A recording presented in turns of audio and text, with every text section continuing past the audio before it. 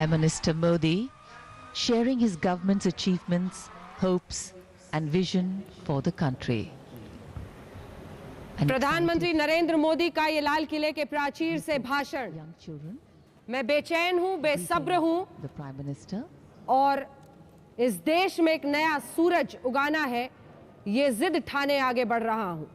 प्रधानमंत्री नरेंद्र मोदी ने न सिर्फ आगे की राह खींची बल्कि पीछे की लकीर पर भी टिप्पणी की और कहा न रफ्तार थी, रेड टेपिज्म था, उन सब से आगे ये देश बढ़ा।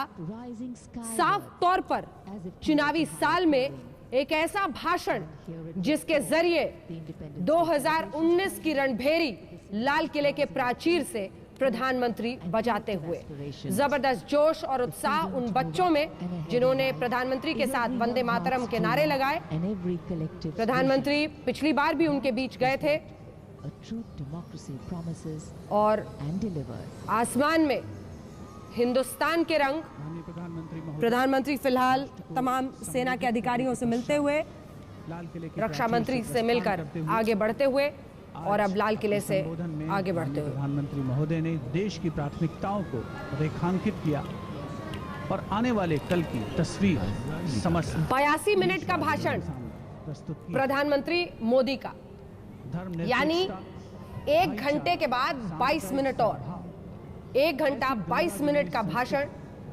हमारे देश की अनुपम विरासत, पिछली सरकार पर टिप्पणी, क्योंकि उनका यह कहना था साफ कि 2013 की रफ्तार से चलते तो 100 बरस लग जाते। कई काम गिनाए, ऑप्टिक फाइबर से लेकर जिस तरह से बिजली गांवों में दूर दूर तक पहुंची है, पूर्वोत्तर का जिक्र किया, महिलाओं का जिक्र किया, जो शोषित हैं, वंचित हैं, उनका भी जिक्र किया। 2014, 15, 16 और 17 का रंग और बीच में प्रधानमंत्री 2018 में निकलते हुए वहां पर से प्रधानमंत्री नरेंद्र मोदी यकीनन देश की प्राथमिकताओं की ओर संकेत देती है। और अब जाहिर है जिस तरह की Prime Minister नरेंद्र मोदी सियासी सुर इस भाषण में देखे गए हैं, उस पर टिप्पणी भी होगी, क्योंकि 2019 के चुनाव के रंग साफ दिखाई दिए आज लाल किले के प्राचीर से प्रधानमंत्री के इस भाषण में। प्रधानमंत्री ने उन वीरों को भी याद किया जिन्होंने हिंदुस्तान की आजादी के लिए अपनी जवानी सब कुछ झोंक दी, अपनी जिंदगी झोंक दी। लेकिन इसी के साथ भारत कैसे आगे बढ़ रहा है, सरकार की उपलब्धियों को गिनाया, बलात्कार से लेकर ट्रिपल तलाक तक के मुद्दे पर महिलाओं का जिक्र किया, सेना में जो शॉर्ट सर्विस कमीशन में महिलाएं आ रही हैं उनके लिए क्या बदलाव किए जाएंगे, इन सब का जिक्र किया। बीच में 2018 की तस्वीर आपको दिख रही है, बच्चों की तस्वीर है और इन सब के बीच प्रधानमंत्री का ये भाषण। मुझे लगता है कि अब एक बार फिर नए सिरे से आपका परिचय उन खास मेहमानों से करा दें जो हमारे साथ इस चर्चा में शामिल हो रहे हैं। डॉक्टर संबित पात्रा, राष्ट्र प्रवक्ता भारतीय जनता पार्टी के हमारे साथ हैं। गौरव वल्लभ कांग्रेस पार्टी का पक्ष रख रहे हैं। अतुल अंजान जी, नेशनल सेक्रेटरी सीपीआई के हमारे साथ जुड़ गए हैं। अमर सिंह जी, राज्यसभा सांसद हैं, इंडिपेंडेंट, वो हमारे साथ हैं। योगेंद्र यादव जी, राष्ट्रीय अध्यक्ष स्वराज इंडिया के हमारे साथ हैं। हमारे साथ 2 वरिष्ठ पत्रकार, आलोक मेहता जी, नलिनी सिंह जी स्टूडियो में मौजूद हैं और समाजशास्त्री प्रोफेसर विवेक कुमार हमारे साथ इस चर्चा में शामिल हो रहे हैं। प्रधानमंत्री का काफिला लाल किले से निकलता हुआ, भाषण और भाषण के कई रंग, इन सब के बीच डॉक्टर संबित पात्रा, 2019 की आहट थी आज इस भाषण में, सही हूं मैं? देखिए अंजना जी, हम सबने यहाँ बहुत ही उत्साह के साथ भाषण को सुना और ये भाषण किसी पार्टी के प्रधानमंत्री का नहीं, देश के प्रधानमंत्री का था। और मुझे गर्व है कि जिस प्रकार का उत्साह, जिस प्रकार की ऊर्जा को आज प्रधानमंत्री ने लाल किले के पटल पे रखा, वो अपने आप में हम सबको झकझोर देने वाला था। हाँ, इतना मैं अवश्य कहूँगा कि प्रधानमंत्री ने 2014 में जो कहा था कि हिसाब दूंगा, आज कहीं ना कहीं प्रधानमंत्री जी ने हर विषय पर लेकर जिस भी विभाग का उन्होंने स्पर्श किया उस विभाग का हिसाब दिया है। एक कंपैरेटिव एनालिसिस भी की है कि क्या था और हमने क्या किया, और अंत में यह भी कहा कि कहाँ जाना है, सफ़र अभी बहुत लंबा है, क्योंकि कुछ देश विश्व में हमसे आगे निकल गए हैं। मैं बहुत आतुर हूं कि उन देशों से भी हिंदुस्तान को पुनः आगे ले जाना है, हिंदुस्तान को पुनः विश्व गुरु बनाना है, एक सूरज ऐसा उदित करना है जो आसमान से भी ऊंचा हो। व्यग्र व्याकुल 2014 से ही रफ्तार पकड़ा हिंदुस्तान ने। वल्लभ जी, देखिए, आज 15 अगस्त का एक बहुत ही महत्वपूर्ण दिन है और हम सब के लिए एक बहुत ही बड़ा राष्ट्रीय पर्व है। पर प्रधानमंत्री जी ने जिस तरह से बातें आपको सिर्फ बीच में मैं टोक रही हूं क्योंकि एक बार फिर से बच्चों के बीच, और ये देखिए उनका उत्साह भी दिख रहा है। मुझे लगता है कि प्रधानमंत्री की गाड़ी वहां पर रुकी है। प्रधानमंत्री एक बार फिर से, क्योंकि सुरक्षा एक महत्वपूर्ण बिंदु है, इन सब के बीच बच्चों की तरफ आगे बढ़ते हुए प्रधानमंत्री पिछले वर्ष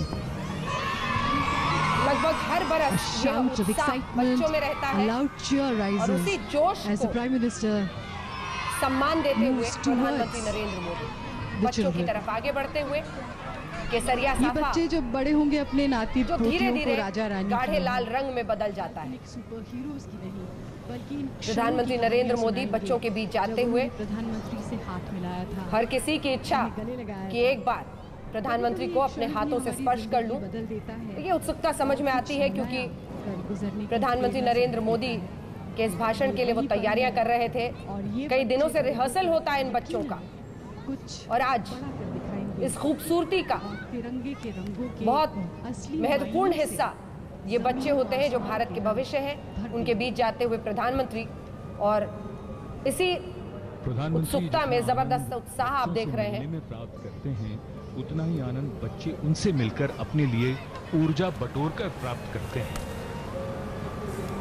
आज के समय में प्रधानमंत्री को इतने निकट से देखना और मिलना एक मुझे लगता है कि इस पर अगर हम कमेंट्री करें आलोक जी तो बहुत दिलचस्प लम्हा होता है। प्रधानमंत्री अब लगभग हर साल एक बार जाते हैं और एक लगता है जैसे समुद्र है बच्चों का और उसमें वो आगे बढ़ रहे हैं। बच्चों में कितना उत्साह, नई पीढ़ी के बीच में एक आशा जगाना और उनके बीच में जाना। सुरक्षा के सारे प्रबंध हैं, लेकिन मुझे लगता है कि ये भी एक बहुत पूरे देश के बच्चों के लिए एक तरह से मैसेज रहता है कि आप प्रधानमंत्री आपसे दूर नहीं है। देश लोकतंत्र की भी ये ताकत है, आज़ादी की ताकत है।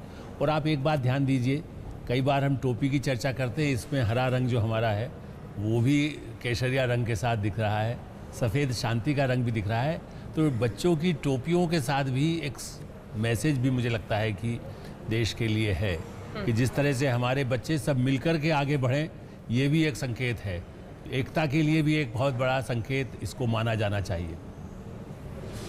हमारे साथ के सिन्हा साहब retired major general defence expert के तौर पर जुड़ गए हैं और डॉक्टर नरेश त्रिहान भी हमारे साथ जुड़ गए हैं, क्योंकि आयुष्मान भारत और जिस तरह से स्वास्थ्य सेवाओं को लेकर प्रधानमंत्री ने ऐलान किया है, इससे पहले भी बजट में इसका जिक्र था। इन सब पर चर्चा होगी।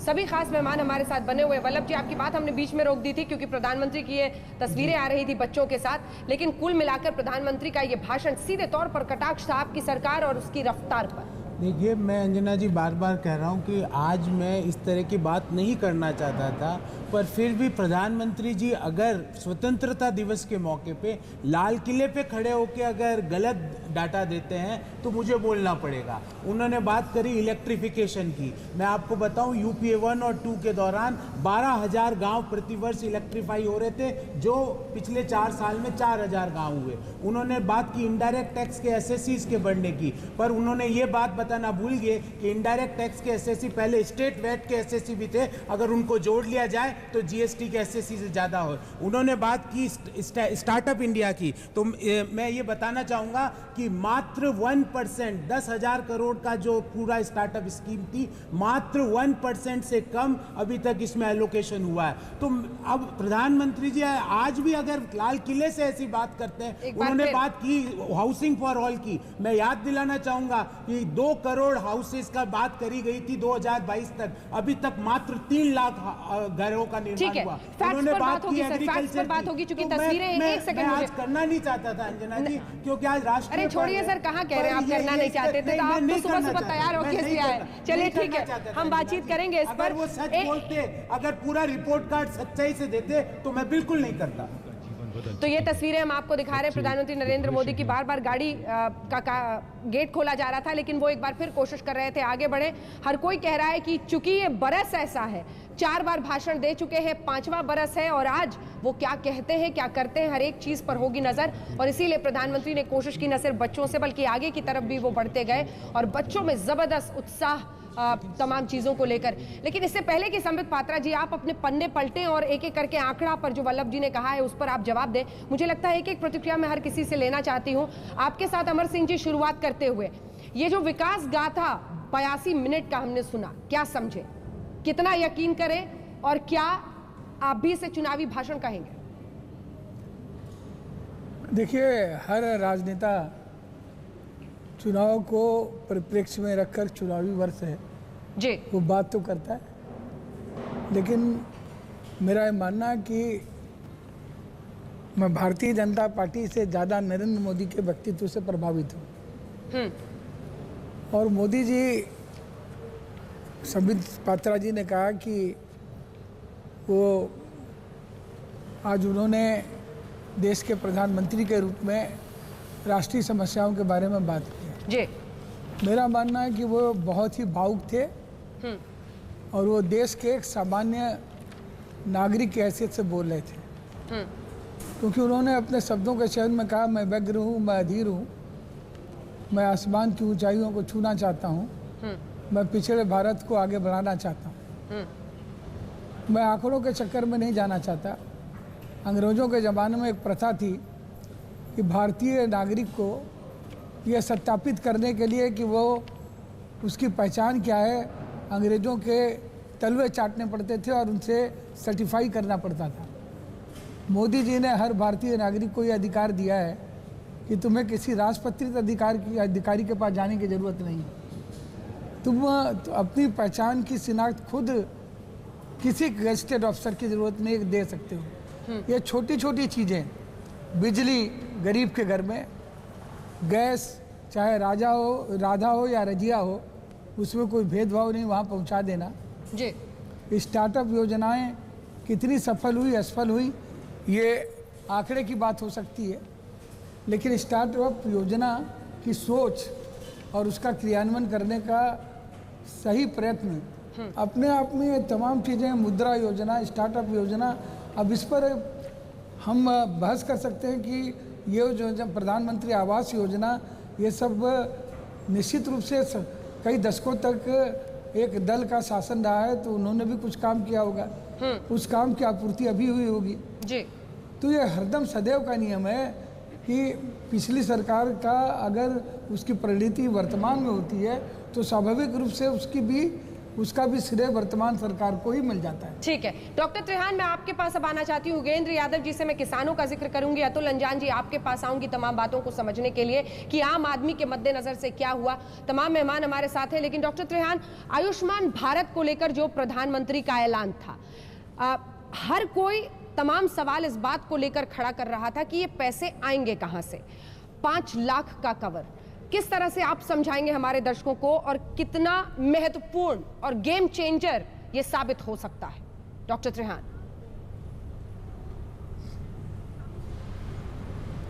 पहली बात तो इसको लॉन्च करना जो आज प्रधानमंत्री ने रेड फोर्ट से किया और उसका ऐलान किया कि 25 सितंबर को इसको हम ऑपरेशनलाइज करेंगे, ये सबसे बड़ा एक बहुत महत्वपूर्ण स्टेप उठाया है गवर्नमेंट ने। मोदी जी ने भी ये भी समझाया कि आज के दिन, पहले तो कभी कभी हम कोई क्राइसिस आती थी तो देखते थे, पर आज एक ऐसा स्टैक बना है कि हर परिवार को 5 लाख का कवर मिलेगा। इसमें वेलनेस से लेके और सबसे गंभीर जो डिजीज़ है उसका इलाज उपलब्ध हो सकता है हर एक नागरिक को, जो 50 करोड़ लोग इसके अंदर इसके दायरे में आएंगे। हर लोग चर्चा करते हैं पैसा कहाँ से आएगा, पैसा कहाँ से आएगा। आप एक बात समझें कि एक तो 50 करोड़ आदमियों में सारे बीमार होने वाले नहीं हैं। जो वेलनेस सेंटर्स हैं उनसे बीमारी से बचने के भी साधन हैं, जिससे ऐसा है कि आने वाले टाइम में हमें स्वस्थ इंडिया मिले। दूसरा, जो अनफॉर्चुनेटली बीमारी के शिकार हो जाते हैं उनके लिए कवरेज चाहिए। अब ये वक्त बताएगा कि असली खर्चा क्या होगा। पर गवर्नमेंट ने प्रोविज़न जो किया है और ये भी बोला है साथ कि अगर जो और पैसे की ज़रूरत होगी लोगों को इंश्योर करने के लिए तो वो भी उपलब्ध कराया जाएगा। तो इसमें मेरे को नहीं लगता कि हमारा ध्यान कैसे इसका खर्चा होगा, क्या होगा, उस पर नहीं जाना चाहिए। हमें 3 चीज़ों पे रखना है। एक तो कि ये बहुत ही सबसे बड़ा दुनिया का हेल्थ स्कीम है। दूसरा, लोगों को राहत मिलेगी जो नॉर्मली गरीब लोगों को नहीं मिलती थी, और कई गरीब परिवार जो अबव पॉवर्टी लाइन होते थे वो भी नीचे हो जाते थे। और तीसरा, हम सबको जुट के, चाहे वो गवर्नमेंट सेक्टर में है, चाहे वो एनजीओ सेक्टर में है, चाहे वो प्राइवेट सेक्टर में है, जो सब मिलके हम अगर जो इस स्कीम का साथ देंगे, मुझे पूरा भरोसा है कि ये सक्सेसफुल होगी। आने वाले टाइम में चैलेंजेस आएंगे, कुछ ना कुछ जैसे आएंगे वैसे इसको ओवरकम भी किया जाएगा। तो मुझे नहीं लगता कि किसी को इस स्कीम से डिस्ट्रैक्ट करना है। हाँ, कैसे रोल आउट होती है, क्या कॉस्टिंग होती है, क्या इसका कॉस्ट आएगी कंट्री को, आई थिंक उसको बेफिक्र होके जो आज 71 साल में हिंदुस्तानी नागरिक को नहीं मिला, अगर जो आज से शुरू हुआ है तो हमें उसकी सराहना करनी चाहिए और पूरा साथ देना चाहिए। ठीक है, अतुल अंजान जी, इसी पर मैं आपका कमेंट चाहती हूं, क्योंकि पब्लिक प्राइवेट सभी अस्पतालों में होगा। एक दिन किसी अस्पताल में चले जाइए, जिंदगी की सच्चाई से सामना हो जाता है। बीमार लोग कॉरिडोर में लेटे होते हैं, ऐसी बुरी परिस्थिति है। इसको बदलने की एक पहल क्या आपको लगता है सार्थक साबित हो सकती है अगर नियत सही? अतुल अंजान जी। अंजना जी, ये बहुत ही महत्वाकांक्षी योजना है, अच्छा काम है, प्रयास अच्छा है, लेकिन प्रश्न ये है कि हमारे देश के अंदर योजनाएं तो बहुत बड़ी बड़ी बनती हैं, वो ज़मीन पर आती कहाँ है, और उसका खुद प्रधानमंत्री ने जिक्र किया है। मैं एक बात कहूँ कि जैसे आप कहा कि हमें आसमान के ऊपर जाना है, ये बात तो जवाहरलाल नेहरू ने जब 15 अगस्त 1947 को संसद भवन में जब भारत आज़ाद हुआ था तब बोलते हुए कहते माइल्स टू गो, बहुत आगे जाना है। और मेरे ख्याल से जब पंडित जवाहरलाल नेहरू जी की वो तकरीर दुनिया के 9 आज़ाद देशों के स्थापनाओं में उस वक़्त दिए गए हेड ऑफ़ द स्टेट्स की तकरीर में सबसे सर्वश्रेष्ठ तकरीर है, जिसके अंदर सारे इतिहास की चर्चा की जाती है। लाल किले के प्राचीर से तो जवाहरलाल नेहरू जी भी बोले, इंदिरा गांधी जी भी बोली, लाल बहादुर शास्त्री जी भी बोले, मोरारजी देसाई भी बोले, चंद्रशेखर जी भी बोले, चरण सिंह जी भी बोले, और अटल बिहारी वाजपेयी जी भी बोले, मनमोहन सिंह जी, प्रधानमंत्री नरेंद्र मोदी जी से पहले 10 साल लगातार बोलते रहे, लेकिन वो कम बोलते थे। लेकिन हमारे प्रधानमंत्री ने मेरे ख्याल से इस बार चुनाव को ध्यान में रख करके वो इसे चुनावी सभा बनाने की कोशिश की और 82 मिनट का भाषण दे दिया, जिसमें कई बार कई चीज़ों का रिपीटिशन हुआ है। तो इसकी ज़रूरत नहीं थी, लेकिन तब भी हर प्रधानमंत्री को ये अवसर है, ये उनका अपना और देश का ये सबसे बड़ा त्यौहार है। मेरे ख्याल से आज के दिन हमें उन तमाम क्रांतिकारियों को और उन तमाम राष्ट्रभक्तों को, और जिन्होंने आज़ादी की लड़ाई में अपना सर्वस्व कुर्बान किया, उन्हें और बेहतर तरीके से याद करने की ज़रूरत है। निश्चित रूप से हमारी सेना के जवान, हमारे अर्धसैनिक बल, हमारे और पुलिस के जवान और दूसरी खुफिया विभाग के लोग जो देश की आज़ादी की हिफाजत करने में लगे हैं, उनको तो श्रेय जाता ही है, लेकिन उससे भी बड़ा श्रेय हमारी आज तक की स्थिति में पहुंचने के लिए इस देश के उन राष्ट्रीय आज़ादी के लड़ाकों को जिन्होंने गाया था, कदम कदम बढ़ाए जा, खुशी के गीत गाए जा, ये जिंदगी है कौम की तो कौम पे लुटाए जा, उस मंतव्य को ध्यान में रख करके क्या आज हम चलेंगे या चलने की कोशिश कर रहे हैं, उसके लिए आप बेताब हैं या व्याकुल भारत हैं, या आपके मन में ललक है या आग है, ये फैसला आने वाले दिन करेंगे। सिर्फ चुनाव ही चुनाव नहीं होते, हर चीज जो रास्ते दिखाए गए हैं, जो बताए गए हैं, उन्हें पाने के लिए हमारा संकल्प और दृढ़ होना चाहिए। और लोकतांत्रिक पद्धति अगर मजबूत नहीं होगी और संसदीय व्यवस्था मजबूत नहीं होगी और संविधान के चरित्रों को, संविधान की आख्याओं और व्याख्याओं पर अगर ध्यान नहीं दिया जाएगा, उसे कमजोर किया जाएगा और भारत के हर व्यक्ति को बराबरी का अधिकार नहीं दिया जाएगा, तो लाल किले पर तमाम प्रधानमंत्रियों के दिए हुए भाषण एकमात्र निरर्थक थोथे, बिना आवाज की आवाज रह जाएगी, बोल रह जाएंगे। 2 लाइन का जवाब संबित जी, जिसके बाद मैं सुनाऊंगी प्रधानमंत्री ने ट्रिपल तलाक पर क्या कहा। योगेंद्र यादव जी के पास चलो। देखिए, प्रधानमंत्री जी ने हर विषय को स्पर्श किया। आप लोग इससे पहले कह रहे थे क्या प्रधानमंत्री रिपोर्ट कार्ड देंगे, उन्होंने क्या किया है? प्रधानमंत्री जी ने हर डिपार्टमेंट को स्पर्श करते हुए कहा केवल अपनी बात नहीं कही, किस प्रकार विश्व आज हिंदुस्तान को देख रहा है। 6ठे रैंक का इकोनॉमिक पावर आज विश्व में बना है, ये हमने भारतीय जनता पार्टी ने नहीं बनाया है, काम के कारण विश्व ने इसको ऐलान किया है। किस प्रकार से आईएमएफ के रिपोर्ट जो 4 दिन पहले अखबारों की सुर्खियां थी कि आने वाले 30 वर्षों तक हिंदुस्तान भारत के विश्व के अर्थनीति को आगे लेता हुआ चलेगा, आईएमएफ ने कहा कि ये रिफॉर्म, परफॉर्म और ट्रांसफॉर्म और खास करके जीएसटी जैसे रिफॉर्म्स के कारण हुआ है। प्रधानमंत्री ने एक बहुत बड़ी बात कही कि मिडिल मैन को समाप्त किया है। जो बिचौलिए होते थे, हिंदुस्तान की जो राजनीति थी, हिंदुस्तान का जो पावर कॉरिडोर था, आप लोग मूर्धन्य पत्रकार हैं, आप जानते हैं पहले नॉर्थ ब्लॉक या साउथ ब्लॉक में जाने से कोई ना कोई ऐसा व्यक्ति मिलता था जो कहता था मैं सब कुछ करा दूंगा, मेरे पे आप विश्वास रखिए। वो मिडिल मैन समाप्त हुआ और कैसे 90,000 करोड़ रुपए गरीबों का प्रधानमंत्री ने बचाया। साधारण चीजें, राशन कार्ड किस प्रकार 6 करोड़ लोगों का राशन कार्ड इत्यादि के माध्यम से जो लूट मची हुई थी वो गरीब के जेब तक, गरीब का पैसा कैसे, वो राजीव गांधी कब कह रहे थे कि मैं 1 रुपया भेजता हूं और मात्र 15 पैसे गरीब तक पहुंचते हैं। आज प्रधानमंत्री नरेंद्र मोदी जी ने, राजीव गांधी जी ने जो संशय किया था उसका उत्तर दिया कि मैं 1 रुपए भेजता हूं और गरीब के जेब में 1 रुपए पहुंच जाता है। ये कोई छोटी बात चलिए नहीं। ठीक है, इस पर चर्चा आगे लिए चलेंगे। योगेंद्र जी आपकी भी बात सुनेंगे, लेकिन उससे पहले आपको सुना देते हैं प्रधानमंत्री नरेंद्र मोदी ने आज ट्रिपल तलाक का भी जिक्र लाल किले के प्राचीर से किया।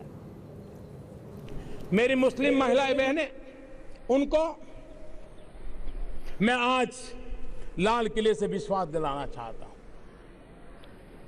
3 तलाक की कुरीति ने हमारे देश की मुस्लिम बेटियों की जिंदगी को तबाह करके रखा हुआ है, और जिनको तलाक नहीं मिला है वो भी इस दबाव में गुजारा कर रही है। इस सत्र में भी हमने पार्लियामेंट में कानून ला करके हमारी इन महिलाओं को कुरीतियों से मुक्ति दिलाने का बीड़ा उठाया था, लेकिन अभी भी कुछ लोग हैं जो इसे पारित नहीं होने देते हैं। लेकिन मैं मेरे देश की इन पीड़ित माताओं बहनों को, मेरी मुस्लिम बेटियों को मैं विश्वास दिलाता हूं कि मैं उनके न्याय के लिए, उनके हक के लिए करने में कुछ भी कमी नहीं रखूंगा, और मैं आपकी आशा आकांक्षाओं को पूर्ण करके रहूंगा। ट्रिपल तलाक पर जो प्रधानमंत्री ने कहा, योगेंद्र यादव जी, हालांकि किसान के मुद्दे पर आप बोलना चाहेंगे, लेकिन सीधा उनका आरोप था कि कुछ लोग इसको पारित नहीं होने दे रहे थे। और क्या ये सच नहीं है कि विपक्ष से राज्यसभा में रोक रहा है? अंजना जी, मुझे तो दरअसल अच्छा लगा कि उन्होंने केवल ये एक ही बात कही, सारा भाषण हिंदू मुसलमान पे नहीं रहा है। बहुत अच्छी बात है। देश के प्रधानमंत्री लाल किले से बोल रहे हैं, पहली बात सकारात्मक कहनी चाहिए। सुब्रमण्यम स्वामी की कविता मुझे अच्छी लगी।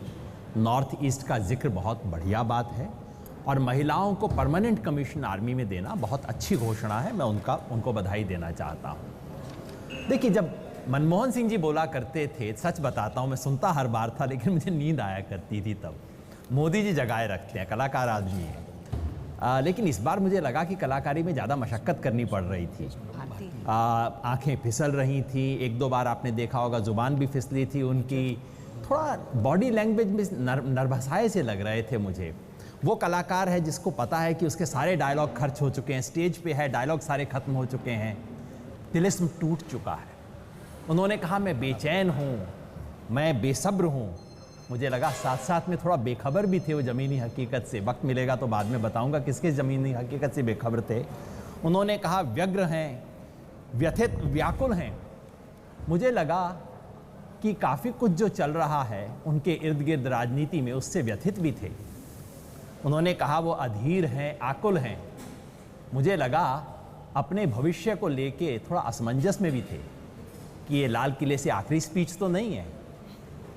इन बातों को समझना चाहिए, ठीक है, और उस पर जरा हम चर्चा करें, देखें, क्योंकि ऐसे बड़े कलाकार को जब हम देखते हैं तो बारीकी से देखना होता है। पहले लोग उसको भक्ति भाव से देखते थे, दोबारा आके देखते हैं उन्हें लगता है कि हाँ हाथ की सफाई हो रही है, कहीं हाथ की सफाई पकड़ी तो नहीं जा रही।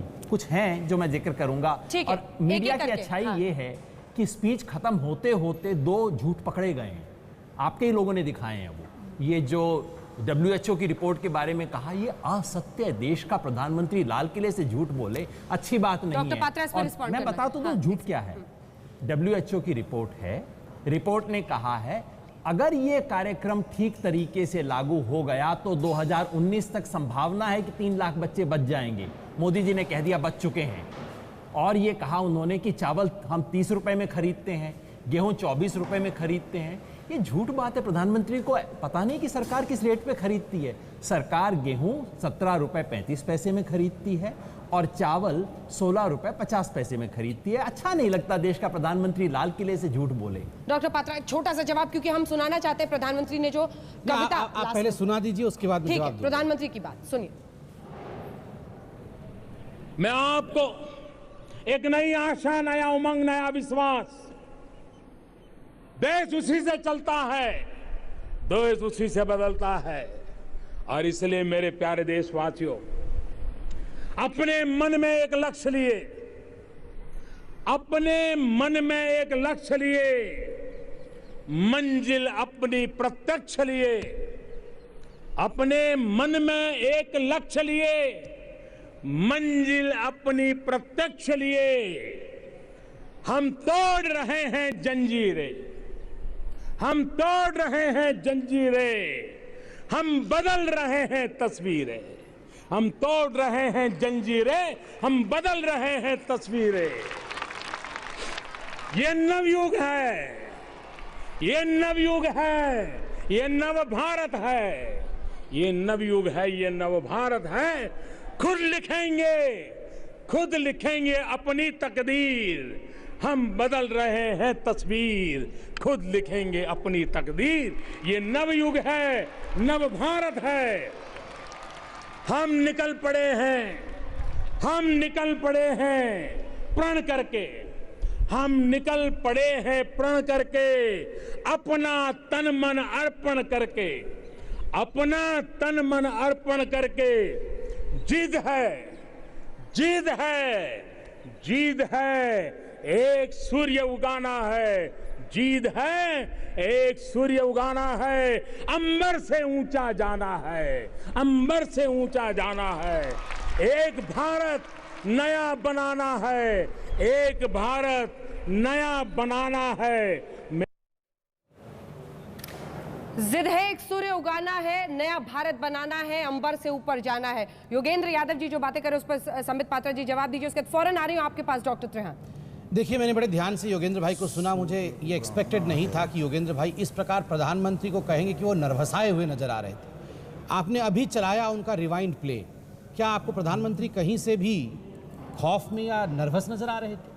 मुझे लगता है घृणा इतनी भी नहीं होनी चाहिए किसी व्यक्ति के प्रति कि इस प्रकार के शब्दों का प्रयोग, कि वो एक कलाकार हैं और कलाकार के हाथ, अंगिमा भंगिमा सबको देखने की आवश्यकता है। उनकी आंखें कहीं जा रही थी, जुबान लड़खड़ा रहा था। मुझे प्रधानमंत्री जी का जुबान लड़खड़ाते हुए नजर नहीं आया। मुझे प्रधानमंत्री जी के जुबान में एक एनर्जी नजर आई जो इस हिंदुस्तान को आवश्यक था। आपको मनमोहन सिंह, मैं मनमोहन सिंह जी का बड़ा सम्मान करता हूँ, ज्ञानी व्यक्ति थे, मैं सम्मान करता हूं उनका, मगर मैं कहना चाहता हूं इतने 10 वर्षों तक इस युवा ने मनमोहन सिंह को सुना, मेरे में रत्ती भर भी ऊर्जा का संचार नहीं हुआ। एक बार मोदी जी को सुनता हूं तो न्यू इंडिया में ऊर्जा का संचार होता है। आपने कहा कि WHO के विषय में प्रधानमंत्री जी ने झूठ कहा, वो पूरा रिपोर्ट मैंने पढ़ा है। पहली बार ये आप बताइए, अभी आज तक दिखा रही थी, कितने बार प्रधानमंत्री श्री नरेंद्र मोदी जी ने शौचालय का नाम 2014 से 2018 तक लिया। आप मुझे बताइए, हिंदुस्तान का कोई एक प्रधानमंत्री है जिसने ये जुर्रत की कि खड़े होकर शौचालय का नाम ले?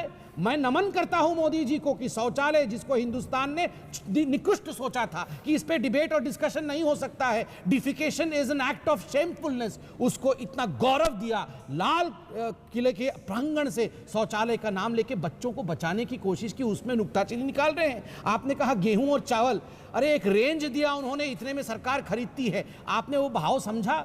भाव था कि 6 करोड़ लोग हिंदुस्तान में ऐसे थे जो गरीबों के हक को मार के उनका चावल, उनकी रोटी, उनका गेहूं, उनका दाल चुरा रहे थे। आज वो हक गरीबों को दिया गया है। हम नुक्ताचीनी निकाल रहे हैं कि 50 पैसे 2 पैसे प्रधानमंत्री ने उस रेंज में नहीं बोला। चूंकि डॉक्टर त्रेहान हमारे साथ कुछ ही देर के लिए, मैं आ रही हूँ यादव जी आपके पास, लेकिन उससे पहले डॉक्टर त्रेहान जल्दी से एक प्रतिक्रिया आपसे लेते हुए, क्योंकि शौचालय जैसा शब्द बहुत ही निकृष्ट दृष्टि से हिंदुस्तान में देखा जाता था। भारत आगे बढ़ रहा था, लेकिन जैसे हिंदुस्तान का एक हिस्सा पीछे छूटा जा रहा था बीमारी के प्रकोप से, क्योंकि टॉयलेट नहीं था लोगों के पास, उसको मेन स्ट्रीम में लाते हुए इसी लाल किले के प्राचीर से प्रधानमंत्री ने भाषण में बोला था। आप सहमत हैं क्या संबित पात्रा की बात से? हाँ, नहीं, ये बात बिल्कुल सही है कि जो चीज़ें हमारे को ग्राउंड लेवल पे चाहिए थी, जिसका चर्चा ही नहीं होती थी, जिस पे कोई तवज्जो ही नहीं होती थी, आज उसको फ्रंट में लाके उसका सुझाव निकाल के ये देश भर में ये बात फैल गई कि शौचालय होना अच्छा है, बीमारी बचेगी, बच्चे बचेंगे। ये मैं तो कहता हूँ कि ये इश्यूज आने चाहिए फ्रंट में। ये देश जो है ज़्यादातर ग्रामीण लोगों का है, 70% 60% वही है। अगर जो हम ऐसी चीज़ों पे ऊपर चर्चा नहीं करेंगे तो कभी इनका सुझाव निकलेगा ही नहीं। तो मेरे को तो ये अच्छी बात है कि हम ग्राउंड लेवल से लेके, जो सैनिटेशन से लेके, वेलनेस से लेके और आगे चल के स्वास्थ्य को लेके जो जो स्कीमें बनी हैं, उनको अगर जो हम और भी जोश से ऑपरेशनलाइज करेंगे तो आने वाले टाइम में 75th ईयर जो हमारा आएगा इंडिपेंडेंस, हम खड़े होकर कह सकेंगे कि हिंदुस्तान में सब कुछ है, सेहत भी है और एजुकेशन भी है। आई थिंक अगर जो हम ऐसा उपलब्ध कर लें, और लगता है कि ये स्कीम्स ऑपरेशनलाइज जैसे जैसे होती जाएंगी, पब्लिक को भी इसका साथ देना है, पब्लिक साथ देगी तो कोई मुझे शक नहीं है कि हिंदुस्तान सबसे अहम नेशन बनेगा। बिल्कुल। मेरे ख्याल से अंजना जी, जब आप शौचालय की बात कर अतुल जी, तो मैं एक बात कहना चाहता हूँ, क्रेडिट देना चाहिए।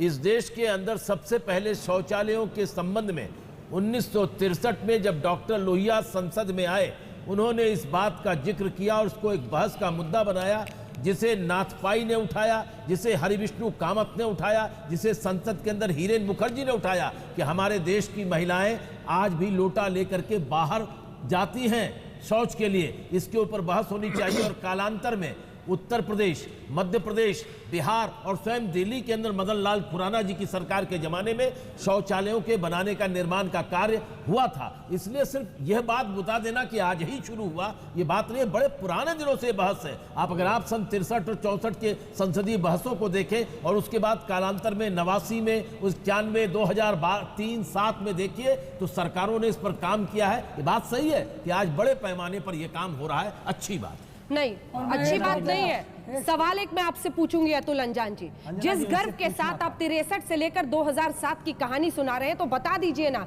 कि आजाद हिंदुस्तान में इतने दशकों तक शौचालय हम क्यों नहीं बनवा सके। समझा दीजिए मुझे कि अगर एक देश मिशन बना लिया होता तो क्या इतने दशकों में हर घर में हम शौचालय नहीं बना सकते थे? निश्चित बना सकते थे। फिर क्यों नहीं हुआ सर? फिर मिशन क्यों नहीं बनाइए? क्या आज बन गए सब शौचालय? नहीं, आज भी नहीं बने। शुरुआत है, ये एक मुहिम है। आप ये मत कहिए कि सब कुछ हो गया। देश के अंदर आज भी पीने का पानी नहीं है, नीचे वाटर जो है लेवल इतना नीचे चला गया है, पंप फेल हो चुके हैं। आप इसकी गांव में बिजली है, मैं आपसे कह रहा हूँ सिर्फ 6 लाख गांव की जिक्र होता है। मैं कहता हूँ 6 लाख गांव नहीं है, 12 लाख गांव है। गांव के अंदर पूर्वे हैं, उनको कोई जोड़ता नहीं है, वहां भी तो बिजली गई है। आलोक जी से बोलना, सिर्फ 12-15 लाख 15,000 गांव बाकी बच गए। बिजली के बारे में जो बात कही कि कांग्रेस सरकार में इतने गांव इलेक्ट्रिफाइड हुए, आज इतने हुए, उनके बारे में प्रधानमंत्री जी ने स्पष्ट झूठ बोला। 12,000 गांव प्रति वर्ष इलेक्ट्रिफाइड हुए, आज 4,000 हुए। शौचालय के कोई विरोध नहीं कर रहा, पर सरकारी रिपोर्ट ही बोल रही है कि 86%, 86% शौचालय अनयूजेबल है। तो फिर बनाने का क्या फायदा? क्या ये एक बहुत बड़ा, मैं आपको बोल रहा हूँ, आगे जाके ये एक बहुत बड़ा स्कैम बनेगा। शौचालय के खिलाफ नहीं है, पर वो एक बहुत बड़ा स्कैम का रूप ले रहा है। तीसरी बात, आपने आयुष्मान भारत की बात डॉक्टर साहब ने भी की।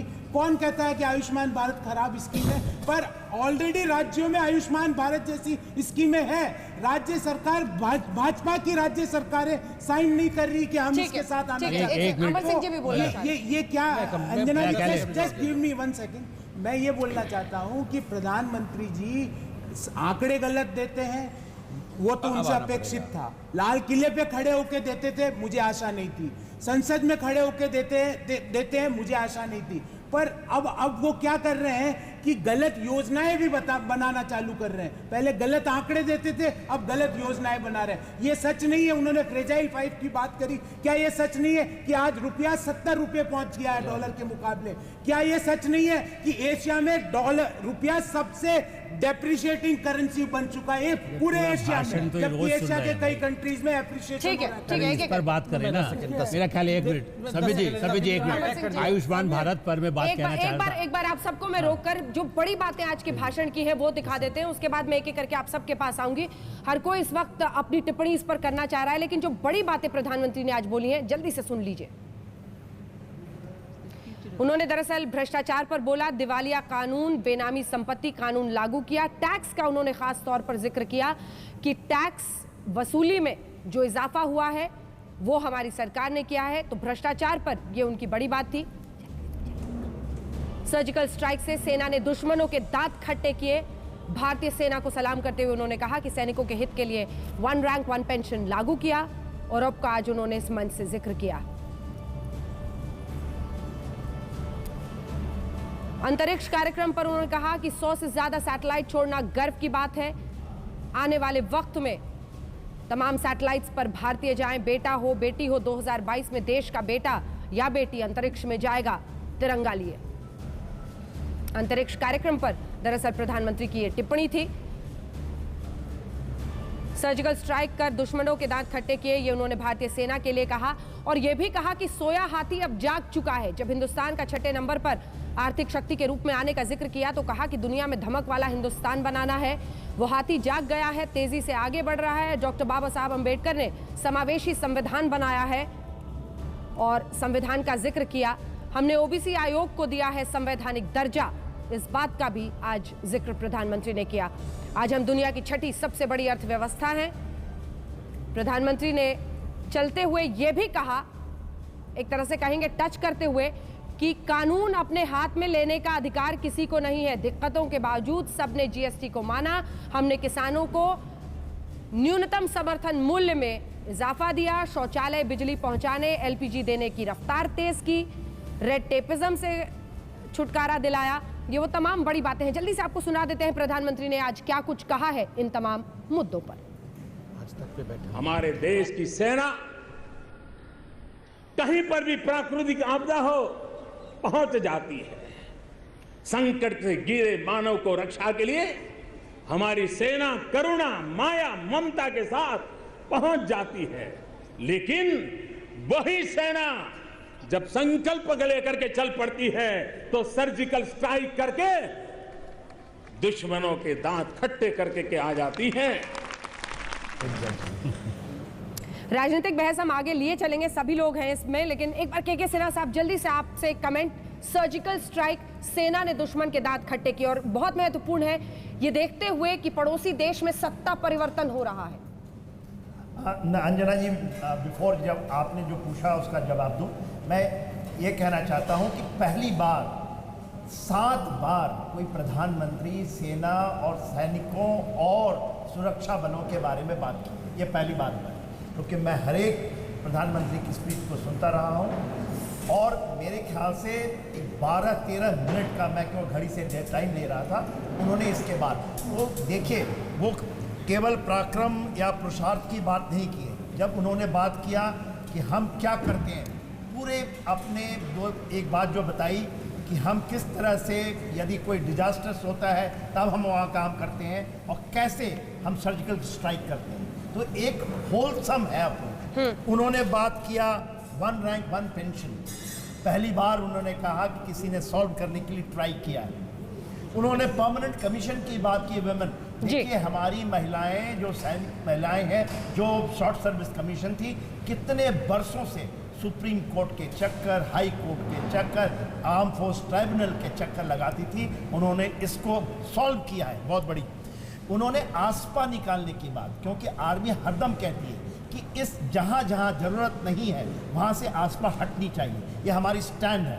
उन्होंने बताया 3 जगहों से निकाल दिया है, त्रिपुरा से बोला, उन्होंने मेघालय से बताया। सर, आपके ऑडियो में कुछ प्रॉब्लम है, उसको वो फिक्स कर रहे हैं। हम वापस आपके पास आएंगे इन मुद्दों के साथ। आलोक जी, आप शौचालय के मुद्दे पर कमेंट। शौचालय और आयुष्मान पर मैं कहना चाह रहा था, ये बात सही है कि कुछ राज्यों में और ये योजना 2009 से शुरू हुआ कि भाई लोगों को स्वास्थ्य के लिए 30,000 का बीमा था। लेकिन वल्लभ जी जरा रिकॉर्ड देखिएगा, मैं बराबर लिखता बोलता रहा हूँ, पहले कांग्रेस की ही जो राज्य सरकारें थी वो सबसे पीछे थी और मैं बीजेपी के साथ नहीं हूँ इस मुद्दे पर, लेकिन आज वो 50,000 की 30,000 की योजना यदि 5 लाख की हुई है, उसका इम्प्लीमेंटेशन क्रियान्वयन करने की जिम्मेदारी आपकी हमारी भी है। यदि पार्टियां पहले काम करती थी कि यदि आपको राशन नहीं मिल रहा हम मदद करेंगे, केवल बुराई करने से जिम्मेदारी आज स्वतंत्रता दिवस पर यदि आयुष्मान की योजना हो या शौचालय की, ये बात ठीक है, शौचालय यदि दिल्ली में भी ठीक नहीं बने हैं तो कौन जिम्मेदार है?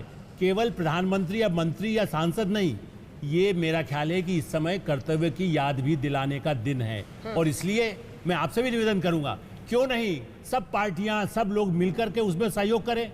जहां शौचालय ठीक नहीं बना है, जहां किसी को बीमा नहीं मिल रहा है, क्या आपकी हमारी वल्लभ जी जिम्मेदारी नहीं है? आलोक जी, आपने मेरी शुरुआती टिप्पणी ये थी कि हम इन चीजों के खिलाफ नहीं है, पर जिस तरह से आप क्या कर रहे हैं? इन चीजों को लेकर ड्रम पीटा जाता है, आपकी पार्टी का कोई आदमी जाता है? हम कह रहे हैं हमारी कर्नाटक में सरकार थी, कर्नाटक में सरकार थी, 2.5 लाख रुपए तक का बीमा था वहां पे, हमने ये किया। हमारी मेघालय में सरकार थी, 4.5 लाख रुपए तक का बीमा था, 4.5 लाख रुपए का, हमने ये किया। तो अब आप ये मत कहिए कि आप क्या कर रहे हैं। जहां जहां हमारी सरकारें थी वहां पे आयुष्मान भारत जैसी स्कीम्स है, पर आप ड्रम बीटिंग मत करो।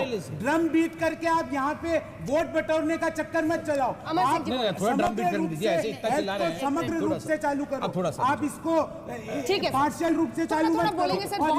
साथ में बहुत मेहमान है वल्लभ जी। संबित जी, छोटा सा मुझे लगता है आज बहुत सौम्य तरीके से विषयों को रखने की आवश्यकता है। एक बात से मैं घोर आपत्ति करता हूं, बार बार प्रधानमंत्री लाल किले से झूठ बोल रहे थे, ऐसा शब्द हम सबके लिए आपत्तिजनक है, क्योंकि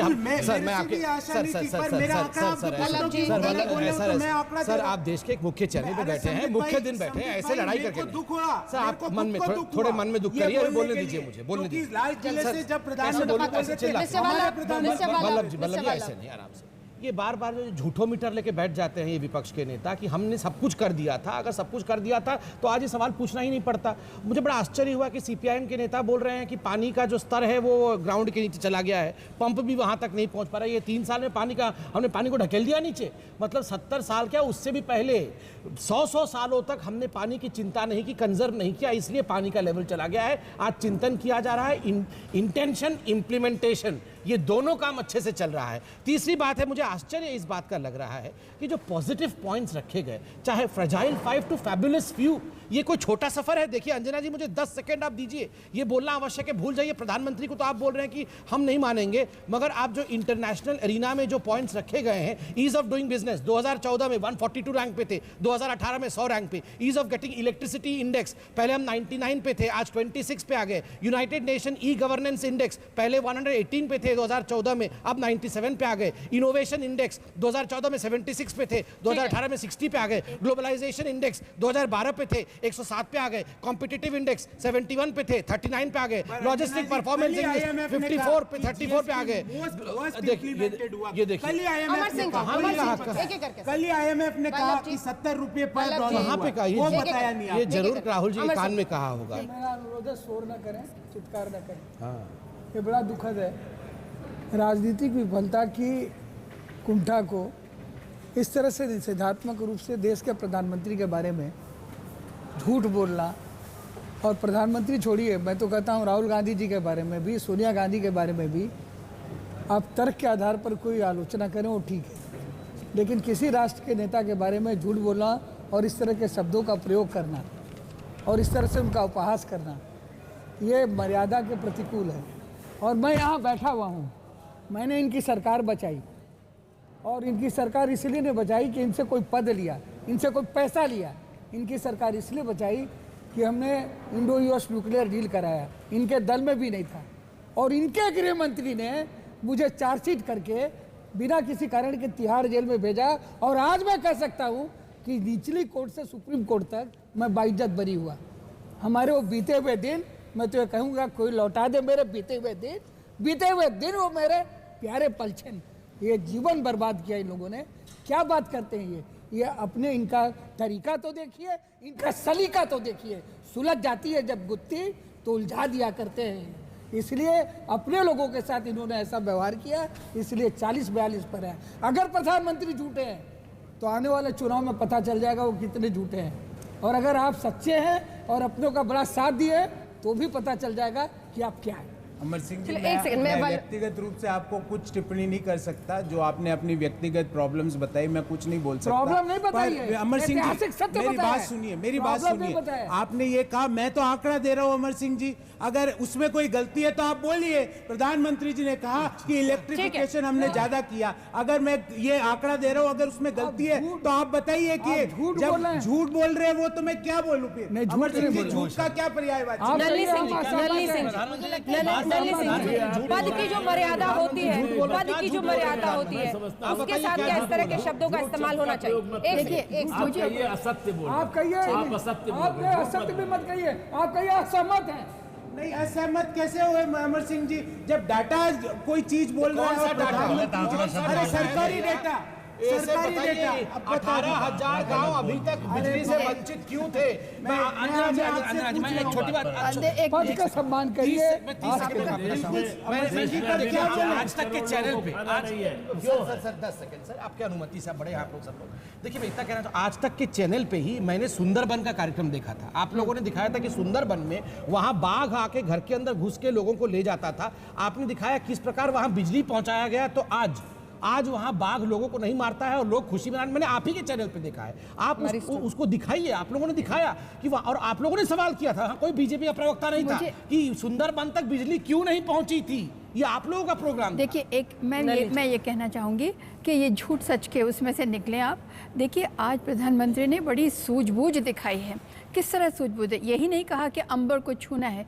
सूझबूझ का परिचय यह है कि आज उन्होंने एक बार भी नोटबंदी की बात नहीं की, क्योंकि शायद उनको भी अब ये सूचना है कि नोटबंदी इतनी सफल नहीं हुई। प्रधानमंत्री ने जो मैंने आपसे पहले भी कहा था कि जनता जो चाहेगी वो ये सिटीज़न, नागरिकता की बात है। प्रधानमंत्री ने शायद उसको वो बाद में छुएंगे, या उन्होंने जो बातें उन्होंने लिंचिंग की कहनी थी, जो कि एक वायलेंस हो रही है हमारे समाज में, वो शायद वो पहले कह चुके हैं। बहुत उन्होंने ज़ोरदार कहा है भी हाल में, और आज उन्होंने नहीं कहा।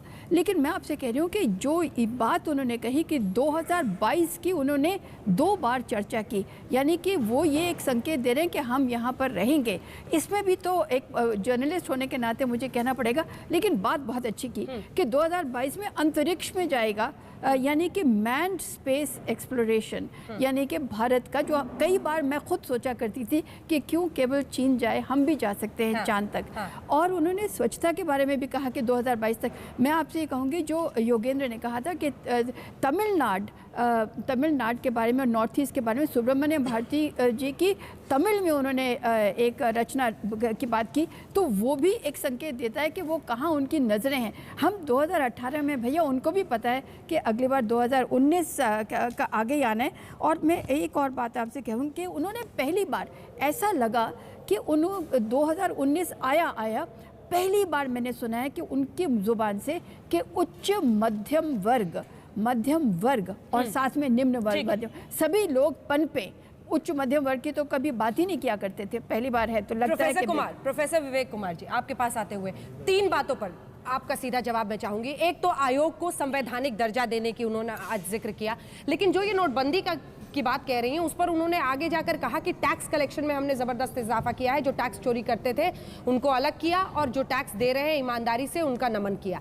तीसरी बात, लिंचिंग से लेकर तमाम मुद्दों पर जो एक सुलगती हुई बहस हम देख रहे हैं, उस पर प्रधानमंत्री ने कहा कि कानून को कोई भी अपने हाथ में नहीं ले सकता है। हाँ, एक जिक्र था सिर्फ, लेकिन तीनों पर आपकी प्रतिक्रिया प्रोफेसर कुमार। देखिए, हमने शुरुआत में ही कहा था कि प्रधानमंत्री जी positive energy with demonstrative effect, वो तो बिल्कुल दिखाई दे रहा था। और उसके साथ साथ उन्होंने शुरू भी किया पॉजिटिव एजेंडे के साथ ही, और उन्होंने बेटियों का जिक्र किया, उन्होंने बैकवर्ड क्लासेस के लिए बाकायदा जो आयोग बनाया गया उसको उन्होंने एक संवैधानिक दर्जे की बात की, बाबा साहब अम्बेडकर के संविधान का जिक्र किया, और ये भी कहा कि ये इंक्लूसिव है। उसके बाद फिर उन्होंने जो हमारी महिलाएं हैं, और उन्होंने 7 समुंदर पार जा कर के विक्ट्री की तिरंगा लहराया, वो सब बहुत अच्छा था। लेकिन मुझे जो ये लगता है कि देखिए, कोई भी रिपोर्ट कार्ड जब 5 साल का दे रहा हो तो उसका वस्तुनिष्ठ आकलन पॉजिटिव और नेगेटिव दोनों के साथ होता है। मुझे लगा कि प्रधानमंत्री जी ज्यादा पॉजिटिव में गए और एक बार भी जिक्र उन्होंने नेगेटिव एस्पेक्ट्स का नहीं किया। हमारे काबिल दोस्त संबित पात्रा जी भी आंकड़े गिना रहे थे और उन्होंने सूचकांक दिखाए, तो एचडीआई भी गिना लेते कि एचडीआई में हमारी क्या पोजीशन है, करप्शन इंडेक्स में हमारी क्या पोजीशन है, हैप्पीनेस इंडेक्स में क्या पोजीशन है। इसके साथ साथ अगर हम थोड़ा बहुत जो यूनिवर्सिटीज के अंदर अनरेस्ट है, यूथ का जिक्र उन्होंने जरूर किया, लेकिन यूथ के साथ साथ यूनिवर्सिटीज के इंटरेस्ट को भी दिखा देते कि आज यूनिवर्सिटी के अंदर क्या हो रहा है, क्यों अनरेस्ट है, हमारा यूथ क्यों अनरेस्ट में जा रहा है। तो मुझे लगता है एक समग्रता से नेगेटिव और पॉजिटिव दोनों के साथ वस्तुनिष्ठ आकलन होता। मुझे लगता है कि मैं अपने प्रधानमंत्री जी की और इज्जत में इजाफा पाता। डॉक्टर पात्रा, जवाब दीजिए। देखिए, विवेक का तो सम्मान करता हूं, उनको इस डिबेट में नहीं घसीटूंगा, मगर जहां तक अपोजिशन पार्टीज का सवाल है, उनका हैप्पीनेस इंडेक्स तो बहुत कम है, इसमें तो कोई दो मत नहीं है। मगर देखिए, मेन मुद्दा अगर आप भाषण को देखेंगे तो मैं अगर एक वर्ड में कहूंगा कि भाषण was all about gains of India, Hindustan के लाभों के विषय में। हिंदुस्तान को क्या मिला इन 4 सालों में, लाभ क्या रहा, लाभों को गिनाया। जैसे कि 3 लाख कंपनियों का बंद होना, ये एक बहुत बड़ी बात थी। ये शेल कंपनीज थी जो कि ब्लैक मनी का हवाला रैकेटिंग करती थी, उनका बंद होना बहुत बड़ी बात है। 3 लाख ये बड़ी संख्या होती है। और एक बहुत बड़ी बात जो प्रधानमंत्री ने कहा, मैं यहाँ रिपीट करना चाहूंगा कि मक्खन पे लकीर खींचने नहीं आए हैं, पत्थर पे लकीर खींचने आए हैं। कोई इजी काम हम कर देंगे जो पहले नहीं हो रहा था, ऐसे नहीं चलेगा। बहुत डिफिकल्ट काम करने के लिए जन्म हुआ है और संघर्षरत रहेंगे और इसीलिए एक नए सूरज को आविर्भाव कराएंगे। देखिए, उन्होंने टैक्स में बढ़ोतरी की बात की और सबसे अच्छी बात जो हमें लगी, व्यक्तिगत रूप से मुझे लगी, वो नॉर्थ ईस्ट के विषय में। आज तक डिबेट्स में कभी भी शौचालय का जिक्र नहीं होता था और नॉर्थ ईस्ट को तो कोई पूछता ही नहीं था। जब नॉर्थ ईस्ट में चुनाव भी होता था तो हम दिखाते ही नहीं थे उसको, ना हम लोग कोई डिबेट करते थे। और अंजना जी, बहुत सारे लोग ऐसे थे जो नॉर्थ ईस्ट में सिस्टर स्टेट्स कौन कौन सी है शायद वो बता भी नहीं पाते थे। मगर आज मैं सल्यूट करता हूं मोदी जी को कि जिस प्रकार main landing of north east को उन्होंने किया है, हाईवेज, वाटरवेज, कनेक्टिविटी, इन सब के विषय में वहां बात की गई और वाकई एक बहुत बड़ा परिवर्तन नॉर्थ ईस्ट में हुआ है। वो बहुत अच्छी बात है। इसका श्रेय योगेंद्र जी आप भी देंगे प्रधानमंत्री को? मैंने तो शुरू में ही कहा कि नॉर्थ ईस्ट की बात करना बहुत ही भली बात है। लाल किले से देश का प्रधानमंत्री नॉर्थ ईस्ट का जिक्र करे, मैं तो हमेशा इसका सलाम करूंगा। मेरी बात पिछली शायद संबित जी को ज़्यादा चुभ गई थी, ये झूठ वाली बात।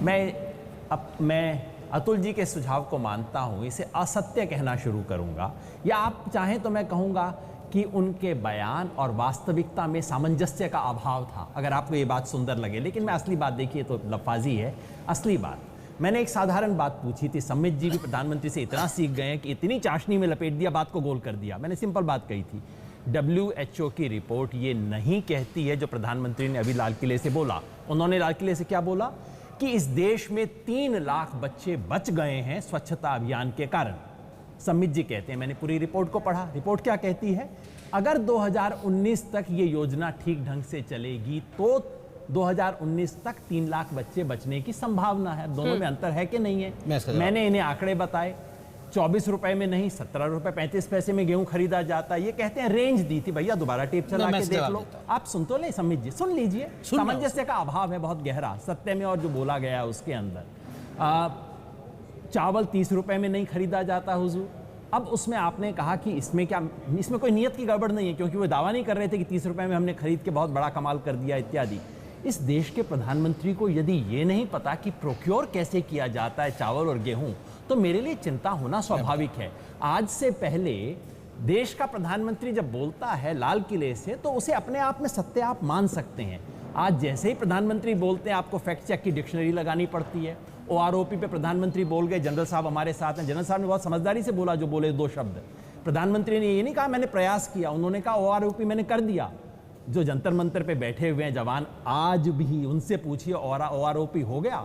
उन्होंने कहा कि मैंने 1.5 गुना की दाम MSP की जो बात थी, जो मांगा जा रहा था, बरसों से मांगा जा रहा था, मैंने पूरा कर दिया। आप किसी किसान आंदोलन से पूछिए कि क्या वो बात पूरी हुई। प्रधानमंत्री ने कहा कि ईज ऑफ बिजनेस की इंडेक्स बदल गई। अब उसके बारे में इतना लिखा जा चुका है, वो इंडेक्स ही एक्चुअली बदली, मेथोडोलॉजी बदली, भारत का रैंक उसमें ज्यादा इंप्रूव नहीं हुआ है। इन सब बातों पे जवाब देता हूं, बातों को घुमाने की कोशिश करते हैं। योगेंद्र जी, मैं एक्सपेक्ट कर रहा था कि आप इसको एक नेक्स्ट लेवल पे ले जाएंगे, अर्थात एक फिलोसॉफिकल एंगल से डिस्कस करेंगे। कहीं ना कहीं ऐसा लग रहा है जैसे आज हमारे प्यारे योगेंद्र भाई के गणित टीचर बन गए हैं, वो मैथमेटिक्स में लगे हुए हैं। एनीवेज, आपने 2-3 सवाल पूछे, मैं जवाब देता हूं। एमएसपी को लेकर आपने हमारे पर संशय जताया। सर वो WHO वाला बता दीजिए ना, उसका ही बताऊंगा। तीनों का मैंने, आप सुनते नहीं है और सर, गेहूं और चावल भी बता मैं उसका ही दीजिए। बताऊंगा, तीनों का जवाब दूंगा। सर गुस्सा मत करिए, इसमें हैप्पीनेस इंडेक्स ऊपर कर, सवाल पूछ रहा हूं, आपसे गुस्सा करूंगा, जवाब दे इस रहा हूं, देश में कैसे बचूंगा सर? जवाब दे रहा हूं सर। जिन लोगों ने आपसे गुस्सा किया उनके साथ कल क्या हुआ? जवाब दे रहा हूं, जवाब दे रहा हूं। नंबर 1 सर, आपने एमएसपी के बारे में पूछा। आप छोड़ दीजिए भारतीय जनता पार्टी क्या कहती है, आप चलिए प्रधानमंत्री को विश्वास नहीं करते हैं, सब भूल जाइए। आप MS स्वामीनाथन पर तो विश्वास करते ही होंगे, मुझे ऐसा लगता है उन पे तो करते होंगे।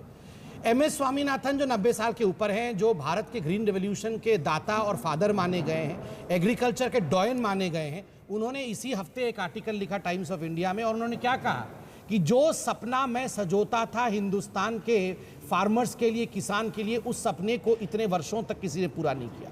आज कोई उसे पूरा कर रहा है तो उस व्यक्ति का नाम श्री नरेंद्र मोदी है। अब वो MS स्वामीनाथन झूठे हैं कि नहीं, वो योगेंद्र यादव जी अगली बार बताएं। उसके 2 दिन बाद MS स्वामीनाथन ने स्पष्टीकरण दिया, वो आपने देखा है वो स्पष्टीकरण? नहीं, कोई स्पष्टीकरण नहीं जी, बाकायदा मैं उसकी कॉपी आपको दूं। कॉपी भिजवाइए, मुझे बोलने दीजिए, अभी बोलने दीजिए, मैं आपके बीच नहीं बोला था। अतुल जी, यहाँ लिंचिंग मत करिए, रुक जाइए। नहीं, ऐसे लड़ाई होगी तो मैं भी सबके पीछे बोल सकता हूँ साहब, मैं भी सबके पीछे बोल सकता हूँ। रुक जाइए, पूरी करें फिर अतुल जी। दूसरी बात, आपने WHO के बारे में बोला। योगेंद्र जी, आपको खुश होना चाहिए सर कि शौचालय बन रहे हैं।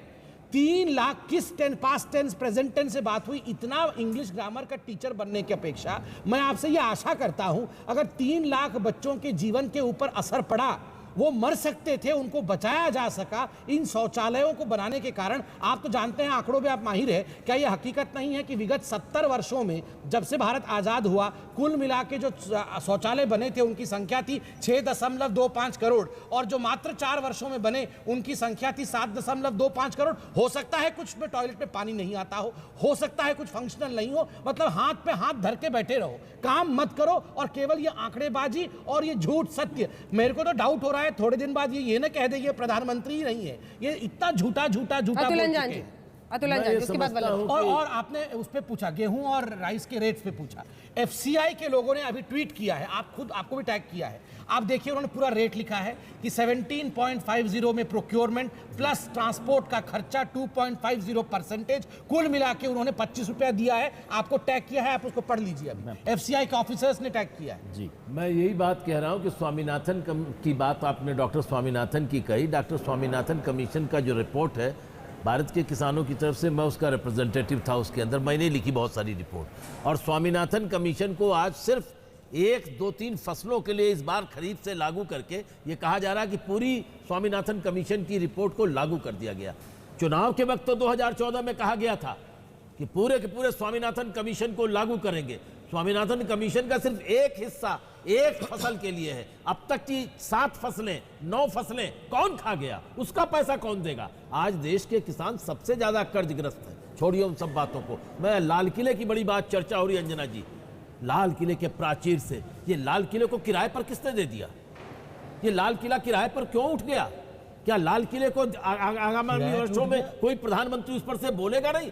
राष्ट्र की अस्मिता का प्रतीक लाल किला, उसको क्यों निजी हाथों में दे दिया गया? कहा गया कि 36 करोड़ रुपया सालाना खर्च होता है। एक देश के राष्ट्रीय प्रतीक और राष्ट्रीय गर्व की हिफाजत के लिए हम 100, 200, 400 करोड़ भी नहीं खर्च कर सकते। यह हम स्थिति में आ गए हैं। मैं कहना नहीं चाहता था, लेकिन बहुत ज्यादा, मैं PIB का आदमी नहीं हूं, मैं पॉलिटिकल आदमी हूं, राजनीति सोचता हूं, राजनीति समझता हूं, और सरकारों की नीतियों की, अपनी और परायों दोनों की कल्पना करता हूं और देखता हूं। इसलिए ये आंकड़ेबाजी से अलग हट करके भावना की तरफ जाना चाहिए। प्रधानमंत्री के भाषण की कुछ बातें भावनात्मक रूप से सही है, लेकिन मैं ये कहूं कि आज 100 सैटेलाइट छोड़ दिया, मैं किसको स्वप्नदृष्टा कहूं? पंडित जवाहरलाल नेहरू को? आज से 45-50 साल पहले उसने डॉक्टर भाभा के साथ मिलकर के एटॉमिक रिसर्च इंस्टीट्यूट बनाया, जिससे हम पोखरण 1 कर सके। हम भूल जाए सतीश धवन को, जिसने इसरो बनाया। उसका चर्चा तो करना पड़ेगा ना कि एक दिन में 100 सैटेलाइट एक दिन में नहीं छूटे। कई वर्षों की निरंतर वैज्ञानिकों के सहयोग, समर्थन, उनकी तमाम प्रयोगों से ये सैटेलाइट बने हैं। इससे एक तरफ सारा श्रेय एक केसरिया साफे पर, ठीक है, वो जवाब दे ले उसके बाद फौरन आपके पास वाला। देखिए मैं जवाब देता हूँ। पहली बात तो है इन्होंने भाषण को अच्छे से सुना नहीं, सुनना चाहिए, घृणा से सुनना नहीं चाहिए। प्रधानमंत्री जी के भाषण के सर मैं आपके बीच में बिल्कुल नहीं बोला सर, आप भाषण ही ने सुना क्योंकि आप तो उनके बगैर जीवित रह ही नहीं रह सकता। चलिए ठीक है ठीक है ठीक है ठीक है सर, सांस तो लीजिए, मुझे बोलने दीजिए सर। अंजना जी आपको भाषण दिखाइए, उन्होंने क्या कहा? मैं वैज्ञानिकों का धन्यवाद देता हूं। कहीं कहा कि मैं भारतीय जनता पार्टी को धन्यवाद देता हूं या मैं सरकार को धन्यवाद देता हूं। 4 बार वैज्ञानिक शब्द का प्रयोग करते हुए कहा इन कारणों से मैं हिंदुस्तान के वैज्ञानिकों को, क्या उसमें बाबा होमी जी को धन्यवाद नहीं दिया होगा? क्या उसमें बाकी वैज्ञानिकों को धन्यवाद नहीं दिया होगा? जब वो कह रहे हैं और हिंदुस्तान के नाम को ऊपर बढ़ाने की कोशिश हो रही है, 100 सैटेलाइट से अधिक 104 सैटेलाइट लॉन्च किया, इसमें यहाँ इतनी लड़ाई करने की क्या आवश्यकता है? और नहीं आप बताइए, नहीं आप बताइए, आपने जिन प्रश्नों पे उत्तर पूछा, किसानों के प्रश्न पे उत्तर पूछा, कहां कौन सा आंकड़ा यहां मोदी जी ने गलत दिया? और आप कहते हैं भावनाओं पे बात होनी चाहिए, भावनाओं पे ही तो बात कर रहा हूं, भावनाओं पे ही तो बता रहा हूं कि शौचालय बना। पूछ रहा हूं पहले क्यों नहीं दिया, ये अगली चुनाव के वर्ष खरीफ पे क्यों दिया? इसके पीछे इसका जो नुकसान हुआ इससे पहले, जो इससे पहले 5.25 लाख करोड़ रुपया किसानों का छीन लिया इस दांव से, आपने क्यों पहले कहा था? आज क्यों नहीं दे रहे? आज सिर्फ खरीफ पे क्यों दे रहे? पिछले 9 फसलों का कौन देगा पैसा, जिसके चलते वो लाखों करोड़ रुपए? देखिए मुझे इस बात का दुख है कि किसानों के लिए जो किया गया वो आप देखना नहीं चाहते। क्या ये हकीकत नहीं है? पहले यूरिया के लिए सड़कों पर लड़ाई होती थी, लोग मरते थे। नहीं बिल्कुल नहीं। यूरिया के लिए जिस प्रकार हत्याएं होती थी, लाठीचार्ज होता था, आज आप देखिए नीम कोटेड यूरिया के कारण कोई किसान की हत्या नहीं होती है किसी किसान के ऊपर। सर आपके बीच में तो मैं बोलता नहीं, आप बोलिए, मैं भी बीच में बोलूंगा, फिर आप बोलिए, फिर मैं भी बीच में बोलता हूँ। जब मैं बोलता हूं तो आप बोलिए, आप ठीक है, आप बोलिए आलोक जी, नहीं आप बोलिए। मैं आपको कह रहा हूं, हम लोग जिस इलाके से आए वहां पर मध्य प्रदेश में आज गेहूं का उत्पादन जितना हुआ ये ठीक है, उनको सही पैसा मिले फसल का, किसानों का। छत्तीसगढ़ है, मध्य प्रदेश है, उड़ीसा है। अब एक तरह से एक जो इन्होंने नए सपने दिखाए, मैं मान सकता हूं कि वो चीज़ें, लेकिन क्या सपने दिखाना प्रधानमंत्री का कर्तव्य नहीं है? बड़े लक्ष्य रखना क्या उनका कर्तव्य नहीं है? या लाल किले, हाँ मैं आपकी बात पे आ रहा हूँ। देखिए आप यदि उस बात पर यदि जाएंगे तो मैं कहूँगा कि जिन इलाकों में सड़कें नहीं बनती थी उसी आधार पर तो वो 15 साल सरकार चला गए। हमारे मित्र जो मुख्यमंत्री कांग्रेस के थे दिग्विजय सिंह जी, वो कहते थे आलोक जी ये सड़क बनाने से नहीं होता, लालू यादव जीतते हैं ना। आज लालू जी के साथ वो चले गए, वो अलग बात, मैं राजनीति में नहीं जा रहा हूँ। मेरा ये कहना है कि सड़क, बिजली, पानी का जो लक्ष्य है, किसानों को जो मिलना चाहिए, किसानों का उन्होंने कितना जिक्र किया, मैं योगेंद्र जी की बात से सहमत हूँ। अभी और ज़्यादा देने की ज़रूरत है, जितना ज़्यादा मिलना चाहिए। यदि 24 मिल रहा है, यदि 26 मिले, लेकिन उसके बाद उपभोक्ता को यदि आप 50 रुपये में देने लगेंगे तब क्या होगा? कल अतुल जी हम आप फिर खड़े हो जाएंगे, अपने लोग कहेंगे महंगाई कम करिए। ठीक है, वल्लभ जी ब्रेक का टाइम हो गया। सर आपकी बात मैं फौरन सुनाऊंगी अपने दर्शकों को। एक छोटे से ब्रेक के लिए हम आज तक पर रुक रहे हैं। लगातार कवरेज जारी है क्योंकि अभी तो कुछ हिस्सों का ही हम विश्लेषण कर पाए हैं। लाल किले के प्राचीर से प्रधानमंत्री मोदी के भाषण के कई हिस्से और फिर उस पर चर्चा। फौरन लौट रहे हैं, देखते रहिए। जय हिंद।